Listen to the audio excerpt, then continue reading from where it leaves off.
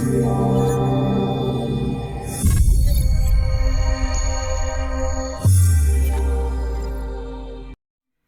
guys, welcome to the Paint with Lovejoy website. This is the place for first time and beginners to get comfortable with the painting process. If you have never painted, I am definitely the teacher for you. I will give you permission to play, to create with your hands, and I do consider this adult kindergarten, where you get to make memories with yourself or with loved ones. And you will notice that creative time is something that you will reference for the rest of your life. I do encourage you to send me photos of your paintings. And when you're done with my YouTube videos, please check out my Paint Your Pet course for even more in-depth and kind of my signature class. It's a lot of fun. Before we get started, I want to say thank you for being you. And I also want to give you permission to play today. I'm going to encourage that you take a lot of progress photos, and I do recommend that you turn off your distractions.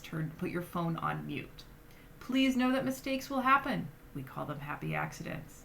And I'm going to encourage you to breathe throughout the painting process. Here are your recommended supplies and the colors for this particular video. This video also has a traceable, a line drawing at the beginning, and you can either purchase the traceable and transfer, or you can pause the video and draw it freehand, whichever you feel comfortable doing.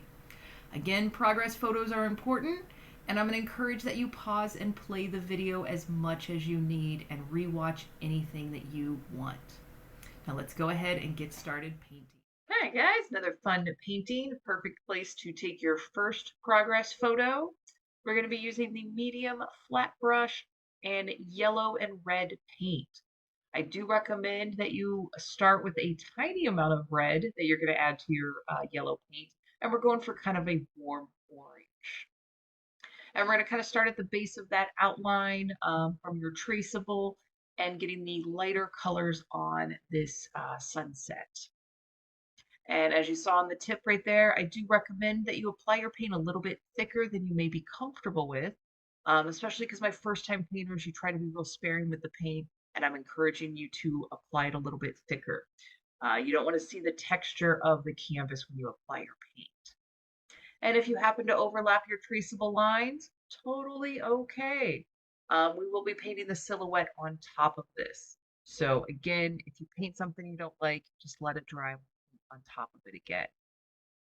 Now we're going to kind of make our shade a little bit darker. So the same mixture, the yellow and red, and I want you to add a little bit more red. So you're going 2 shades darker than what you used. If it matches what I have on screen, great. If it doesn't match what I have on screen, that's okay too. Just go a couple shades darker than what you were using in the first step. And I do want you to trust your instincts. If you're inclined to make the shade lighter or darker, use different colors, or do something different, go ahead and do that. Use this tutorial as just a base guideline. You have full permission to deviate and kind of make this painting your own. And I actually highly encourage that. Make this unique to what you want.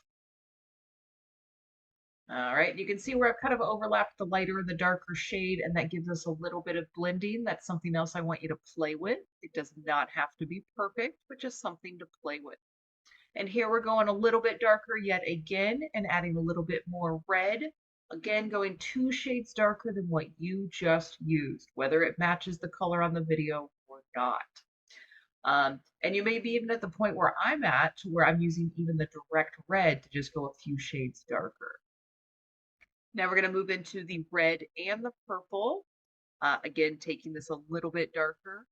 And I'd say about a 1-to-1 ratio, but you can kind of play with the shade that you like. And we're going to do the same thing. We're going to kind of keep carrying this color as we get a little bit darker towards the top of the canvas. And again, where your shades meet, where the lighter and darker shades meet, just use that light pressure with your brush and you can kind of soften that line between the two. Now we're moving into the direct purple, going a little bit darker yet again. And same thing, just blend it with the shade below it and keep carrying this color towards the top of the canvas. Now, if you happen to like one of the colors more than the other and you would prefer that color all the way to the top of your canvas, please feel free to do that. And as the tip just showed up in there, You may be holding your breath, so remember to breathe. You can pause the video as often as you want. Now we're moving into a blue and purple mixture, going yet darker and cooler. And we'll kind of be bringing this to the rest of the available canvas space and taking this towards the top.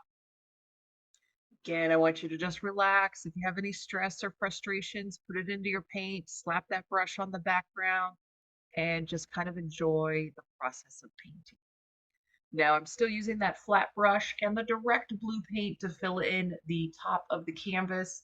And at this point, after this color, we will have the full canvas background filled in. Again, yours can look like mine or it can look different. You're just using this as a guideline and escaping the world for a little bit while you paint. So now that we're almost finished with the background, please take your time, pause the video, go back to any of the colors, anything you might want to do if you want to work on the transitions, if you want to add some darker purples or reds or yellows, if you want to put other colors in there that's not on the video, please take your time and do what you want to the video, to your background. Here I'm going back with the yellow, filling in some details, overlapping those traceable lines. We will let this background dry before we do the silhouette. So again, just kind of play, relax, kind of focus on how you feel. Take another progress photo and just enjoy your creative time. And here's a good place to take a break when you're done with your background. Let your painting dry for about 15 or 20 minutes. I'm going to have a little Paint Your Pet promo here. You can watch it or you can forward to the next section. But I want to share with you how much I enjoy teaching the Paint Your Pet class. And this class is perfect for anybody that has never painted. When you paint something that you love, it's a lot of fun. Everybody loves their pets. So it's one of my favorite classes to teach. I've been teaching this for about 15 years. You can find the info on Paint Your Pet course and use that discount code of thanks for 10% off. I do teach in San Diego and Southern Arizona. And I also have the online course for anybody that can't make an in-person class. You're welcome to paint your pet or favorite animal, no humans, and you will impress your pet and yourself at the end of the workshop. I have very easy and logical steps for you to follow. So let's get back to resuming your painting. Your background should be dry. And we're going to be moving into a larger flat brush or the same flat brush you were using and black paint. We're going to fill in the full Snoopy silhouette. And you can see I am applying the paint pretty thick. And when I get kind of close to the edges, I do take a little bit more time with my brush and a little bit more control. So kind of play with that. It's not a race. You don't have to paint super fast. And if you end up not liking the flat brush, please feel free to switch brushes. Maybe it's easier for you to use the pointy brush, especially on the edges. But whatever you need to do as you fill in the space, utilize the tools that you're comfortable with. Please remember to breathe. And if you are finding that your brush is kind of shaky, exhale as you touch the brush to the canvas, and that will kind of help steady out your hand. When you're shaky, it usually means you're holding your breath. Now I do have the nice shape of Snoopy rock here. And I will switch to the small pointy brush to do the little bit of his nose. And again, you can use a different color. You can add extra creative elements to this if you want to put some more Snoopy related items on there or anything else, put a little hiker up there or something sitting on the rock, whatever you want to add to this. So there we go. We got the nose on there. Clean up anything you might need. We will be moving into the same pointy brush and white paint. We'll put a little moon up there, a rising moon, and a couple of little dots for some stars. So again, pause that video and take a progress photo when you're done with your silhouette.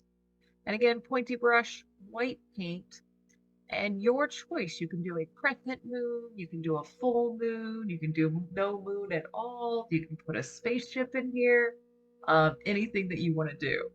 If you're going to do a crescent moon, I recommend just kind of drawing a C shape and then just kind of widening that C shape. And it can be a forward C shape or a backward C shape, your call. If you want to do a full moon, I generally recommend that you just kind of place a dot where you want the center of the moon to be, and then just keep making that dot bigger till you have the size of your full moon that you want. Again, anything you want to do. So here I'm just filling in that crescent moon. I'm going to do some little dots for stars. If you want to put a shooting star in there, anything special, go for it. And again, if you're finding your brush is kind of shaky, exhale as you touch the brush through the can.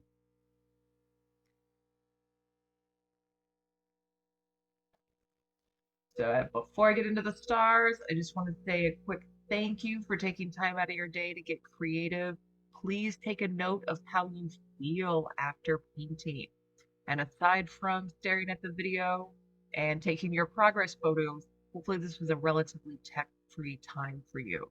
And it is really important and healthy to still create with our hands and use our imagination, our creativity. So thanks for taking the time to do that today. So great job. Don't forget that last final progress photo. Please don't wait too long to do your next painting. But again, thanks for painting today. Please send me photos. You can tag me or email me. And then remember to check out the Paint Your Pet course when you are ready and use that discount code of THANK. So have a great day. And until next time, cheers.